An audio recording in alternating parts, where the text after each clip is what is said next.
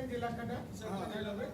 এসে তারপরে ঝাড়খণ্ডের 336 কিলোমিটার আগে থেকে রোড আছে, তাকে আরো ওয়াইড করে আরো মানে ন্যাশনাল হাইওয়ে মতন চকচক করে ওকে অ্যাড করা যাবে। Total length will be 770 kilometres. এটা কি পুরোটা ন্যাশনাল হাইওয়ে অথরিটি করবে না ন্যাশনাল হাইওয়ে অথরিটি? আর পিডব্লিউ ল্যান্ড রিকোয়ারমেন্ট কিছু বলেছে? ল্যান্ড রিকোয়ারমেন্ট কত আছে কিছু বলেছে? ল্যান্ড রিকোয়ারমেন্ট বলে নেই, কিন্তু ল্যান্ডের যে আইনগুলো 2016 সালে এই গভর্নমেন্ট বানিয়ে গেছে, they have a lot of problems in land acquisition and we will change the whole things. এটা হতে পারে না।